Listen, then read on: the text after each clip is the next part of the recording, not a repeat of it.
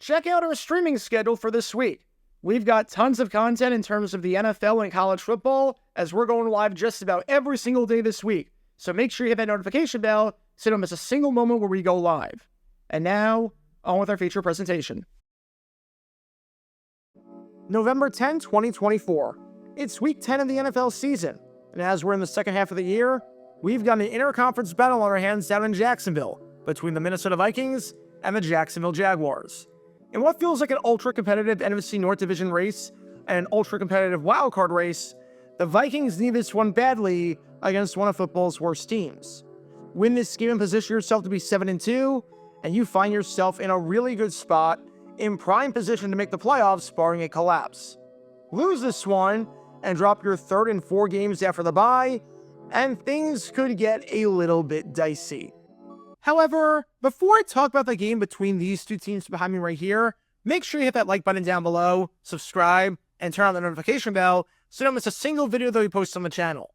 We post every single day about the weird and the wacky history of the NFL, so if you like that sort of stuff, then this is the place for you. Thanks in advance for your support as we try and hit 70,000 subscribers. And so far for the Vikings and for this man right here, head coach Kevin O'Connell, they're winning.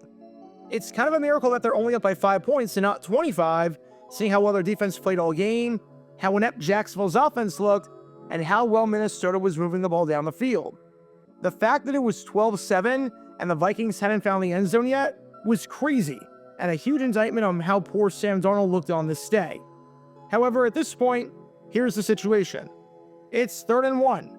You're in plus territory, and the Jaguars have 2 timeouts left, having burned one on their last play. If you get a first down, for all intents and purposes, the game is over. You're running the ball well. You need 1 yard in the next 2 plays, and the game is yours, and you leave Jacksonville with a win. Even if you don't want to go for it on 4th down, if you don't lose yards, you can try a super long field goal, well within range for John Parker Romo, who had a few long ones in the XFL back in 2023, and you can make it an 8-point game that way. All you have to do is run the ball, and the game is over. All you have to do is run the football. It is Akers in the game. Darnold under pressure, and Trayvon Walker arrives at a big moment. Welcome to Dumb Decisions. Before we break down what happened here, this whole series is about taking in-depth look at decisions made during games that were clearly awful from the start. This isn't something look bad in hindsight. Rather, this is something look awful almost immediately. These are moves where your gut instinct tells you right away that there is no way this could possibly work. And sure enough, your gut instinct was smarter than that of an NFL head coach. And for this one, we're taking a look at the mind of Minnesota Vikings head coach Kevin O'Connell. O'Connell has done a great job as head coach of the Vikings since taking over the post in 2022, and that cannot be denied. There's a good chance he's one of the finalists for Coach of the Year this year, considering the fact that no one had any expectations for Minnesota entering the year, and they have a pretty good chance, barring a collapse, at making it to the postseason. What O'Connell has done with this team, especially this year considering everything they've been through, has been nothing short of remarkable. However, this play was stupid. Really freaking stupid. I don't know why you would throw the ball in this spot, and the Vikings have to be extremely fortunate that Mac Jones was on the other side of the field, because this play was an absolute train wreck and never should have been called. So with that being said, let's take a look at why throwing the ball on 3rd and 1 at the 39-yard line with 2:53 left in the contest is a really bad idea. At this point in the game, the objective needs to be to get the first down. If you get the first down, I don't want to say the ball game is over, but it's awfully close. It's pretty much over. The Jaguars have 2 timeouts, so if you get the first down, Jacksonville is going to burn one right there at that 2:48 mark or thereabout. You'll have to call 2 plays before the 2-minute warning due to the clock situation. But if you do that and then run the ball on 3rd down, assuming you don't get it, you're lining up for the field goal with somewhere in the ballpark of 1:15 left on the clock. You're well within range for John Parker Romo by that point. And if he makes the kick, you're giving the Jaguars the ball back with the Jags trailing by 8 points, meaning there's no chance for them to win in regulation, and you're daring Mac Jones and a Jags offense that had done nothing all day and had 103 yards of offense beforehand to march down the field in a minute with no timeouts. What I'm saying is that if you run the ball here and you get the first down, you win the game. There is nothing that the Jaguars can do, barring a complete miracle, to win it. All you need is one measly yard, and the game is over. And it's not as though running on the Jaguars was a lost cause, and you weren't getting anything while doing that. The drive started with 2 runs by Aaron Jones that went for 9 yards. On Minnesota's prior 22 rushing attempts with an actual running back, so excluding that trick play with Jalen Naylor where they got cute on a prior drive, the Vikings picked up yardage on 20 of those attempts, and only lost yards on 1 of them. Even when the Jaguars knew the Vikings were running the ball, they couldn't stop them. On Minnesota's last 22 rushing attempts, dating back to the beginning of the second quarter, excluding runs by a wide receiver or a quarterback, the Vikings were averaging over 4.7 yards per carry. Give it to a back, and you're picking up nearly 5 yards a game. It's not like this was the Lions-Texans game where I'm asking the Texans to run the ball, despite averaging 2 yards a carry and having no success whatsoever pounding the rock. The Vikings were running well, and we're going up against a defense, mind you, that allowed 230 rushing yards last week and 170 rushing yards the week before. So you're not exactly playing the 85 Bears here. If you get 1 yard on 2 plays, you win the game. If you get the first down on 3rd down, you're either running out the clock or you're going up by 8 points with roughly 1:10 left. Get the first down on 4th down, you're either running out the clock or you're going up by 8 points with roughly 25 seconds left. And there's nothing that the Jaguars can do about it. You win the game, and the odds of getting 1 yard on the ground are extremely high, to say the least. Which is why it makes 0 sense, none whatsoever, on a day where Sam Darnold was being pressured like crazy to try a passing play. Nothing good can come from this, nothing. You throw the ball and it lands incomplete? Well, you just gave the Jaguars an extra timeout to work with. You get sacked on the play? Now you're out of field goal range and you're punting it back. Even if you throw this and it is complete, are you really telling me on a day where Sam Darnold threw 3 picks and had a passer rating of 48.2 that you think there's a higher percentage play to get 1 yard than running the ball when your running back have been averaging over 4.7 yards per carry over the last 40 or so minutes of the contest? In what world does that add up? This is just a super high risk play for no apparent reason when you consider just how well the Vikings were running all day and where the Vikings were on the field. If this was 3rd and 4, all right. If this was 3rd and 1 and you're inside your own territory, so you have 1 play to get the first down versus 2, don't agree with it, but fine. Heck, if this was 3rd and 1 and you weren't on the brink of field goal range to the point where 1 first down gets you a makeable kick for John Parker Romo, that's also all right. But you've got to pick and choose your battles here. You've got to know. Keep the clock running, get a yard doing what's working for you, and you win the freaking game. And you threw it all the way to call, well, whatever the heck this was. How questionable was the play call? Well, it was so questionable that one reporter actually asked Kevin O'Connell about it afterwards in the post-game press conference.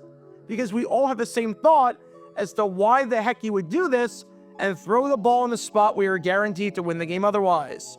Sort of like the Eagles-Falcons Monday Night game from Week 2, which you can learn more about by clicking the card in the upper right corner.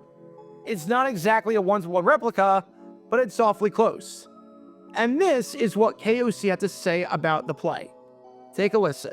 What was the thought process in the 3rd and 1 there late where Aaron is running and you decide to go with the pass there? Yeah, it was. They were starting to, in their 4-minute defense, they were starting to really load up there. So that the chances of, we just didn't get great execution on the play. Had that guy go inside of the tight end, we really should have kind of a full turn, kind of where we can cut that guy's legs down and simulate, guys firing off and try to get an easy one. I was, just thinking that you could feel a little bit of the desperation starting to show up from a standpoint of committing defenders to the line of scrimmage. So didn't want to take a sack or things like that. In fact, that was, I believe, our first one all day. I think the line protected pretty well for the most part, considering those edge rushers and things. But yeah, I wanted to, if we going to get single high or potentially no safety back there, see if we can pop one there for even a walk-off. But they were able to get immediate pressure and kind of execute a little bit better. So at the end of the day, it just came down to execution. The Vikings wanted a look, they thought they were going to get the look, and it just didn't work out. But this just feels like a classic case of overthinking and outsmarting yourself, and a case of not knowing the situation whatsoever. Because when you read those comments, the goal was to get a walk-off touchdown. Maybe you get a walk-off touchdown. The goal was to score if you got a single high look. I mean, that's fine to score because you win the game. But you know how else you win the game? Oh yeah, that's right. Picking up 1 freaking yard. You don't need to get 39 yards on this play to win it. You just need 1. You need 1 yard. You get 1 yard when you've been averaging 4.7 yards per carry over the last 40 minutes, and you don't need a walk-off touchdown because you've got the game won right then and there for all intents and purposes. 1 yard does it. You don't need 39, you just need 1. Scoring is great, don't get me wrong, but you've got to know the situation there. You have to. I know I always say that football is about scoring more points than your opponent, and you score points on possessions, and if you have a chance to make it a 2-score game, you do it. But within freaking reason, not when you need 1 yard to win the game, and you're trying to take a shot to win it from 39 yards out, when you're running well, and your quarterback has been crap, to put it lightly. Time and place, man. Time and place. Run the ball, and you've got 2 plays to clinch it. Throw the ball, and you get sacked, and you've only got 1 play to clinch it. If 2 scenarios win you the game, and in one option, you need 1 yard, and the other option, you need 39 yards, then take the option that is easier to do, which is, the 1 yard option. It's like if you are trying to drive somewhere and you're in a hurry, and in one option, you'll be there in 1 minute, while in the other option, you'll be there in 39 minutes. Take the option that is 39 times shorter. Take the option that is 39 times easier. Why Kevin O'Connell didn't do that here, I don't know. I just don't know. I know he said he wanted to look and he thought he got it, but this is just a classic case of overthinking and not knowing the situation whatsoever. Now, when it comes to the game between these 2 teams behind me right here, fortunately for the Vikings, this didn't end up mattering in the end. Mac Jones had enough time to drive the Jaguars down the field, getting them to midfield, but he threw an interception at the very end of the game because he is not a good quarterback, and I don't know why the Jaguars ever made that trade for him in the first place, but that is neither here nor there. The fact that the Vikings only won this game by 5 is kind of amazing because they outgained the Jaguars 402 to 143 in terms of total yardage, and the turnover battle was dead even at 3 apiece. This is a game that the Vikings probably should have won by a gajillion, but there were a few reasons why they didn't, from turnovers on their end to some questionable coaching decisions like the one we saw at the end of this game, not running the ball on 3rd and 1. So what do we learn from all of this? If it ain't broke, don't fix it. If you're running the ball well and need 1 yard on 2 plays to win the game, then do that. For the love of God, do that.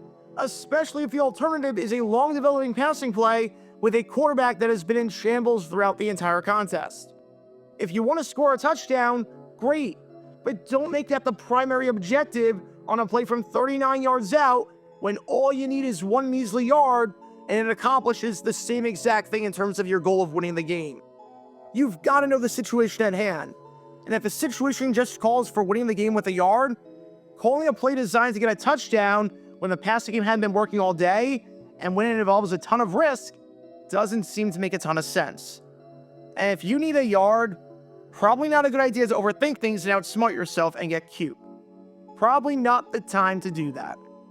Because when all these elements are in play, you can't exactly be surprised when this play backfires. Talk about a dumb decision. Be sure to like and subscribe if you have not done so already, as it helps the channel out a lot. And check out my other channels, JG8 for the history of college football, JG7 for the history of baseball, and JG9 News, where we talk about all things happening in the NFL. Join me every Wednesday night at 8 p.m. Eastern, where we'll play live NFL trivia for cash prizes. And make sure to join me live, as we're on stream just about every single day. And thanks to all our Patreon members and our YouTube members for helping out the channel. See how you become a member and show your support financially in the description down below.